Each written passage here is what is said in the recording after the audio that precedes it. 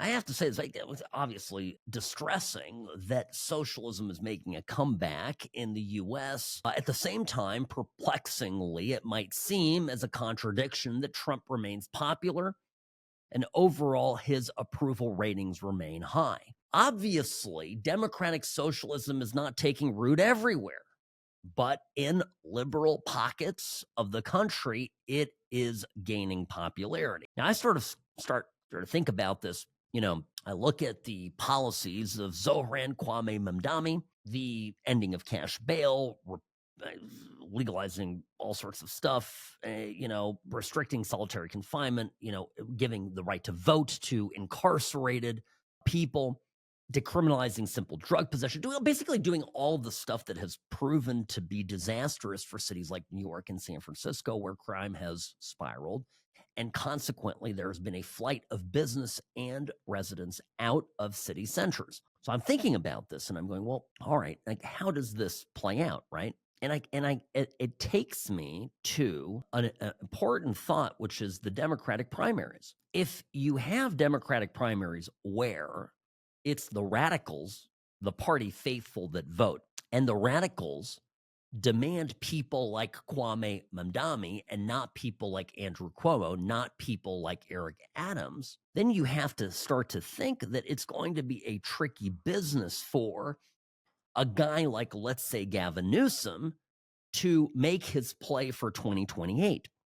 Now, Newsom, maybe in the back of Newsom's head, he's got this all stitched up because, of course, Newsom has a very close working relationship with the DNC, and we understand that the DNC behind the scenes is going to be pulling the strings, and is going to put their thumb on the scale the way that they did with both Hillary Clinton and Joe Biden.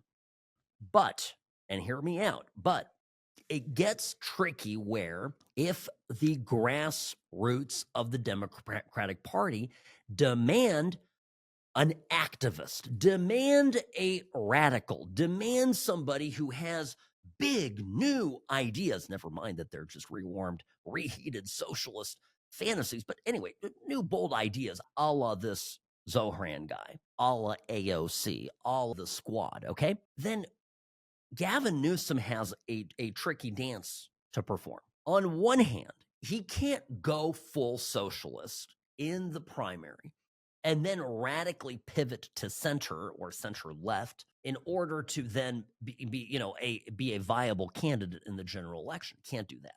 But if he's not the people's choice in the Democratic primary, a lot of Democrats are going to sit it out the way they did in 16. And I think the way that they ultimately did in 2024. I mean, think about this. Let's say, I always try to look at the bright side of things. Let's say this Kwame Mamdani guy, now he can't run for president, let me be clear, but let's say he kicks off this for the Democrats as thinking it's a proof of concept that being an unapologetic socialist wins election. He's winning an election in New York where, what is it? I think Republicans are outnumbered 5-1 by Democrats. Okay. So he's going to get some large portion, the vote split, number of candidates, multiple candidates running. So he'll get some, he may win the election. And the Democrats will take it. See, look, if we run as a socialist, if we run as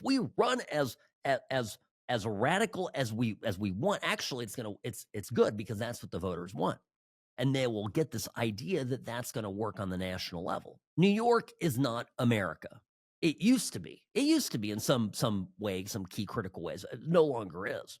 New York is a cesspool of morons. Okay, so obviously there's many, many great people there, but by and large, it's a city ruled by idiots. And so, it's not going to work on the national level. And so a guy like Newsom will have to contend with competition during the primary from a Bernie Sanders-like populist socialist candidate. It's not going to be Bernie. Could it be AOC? Could it be somebody like that? Sure. Now, I think, Gavin Newsom, based on how the DNC operates, is going to win. But when he wins, the people that there will be, just like they did with Bernie, and just, by the way, just like a lot of Democrats were PO'd when the party turned their backs, well, not just turned, but literally actively worked against RFK Jr., that there will be people who are disaffected by this. The Democrats have a tough road.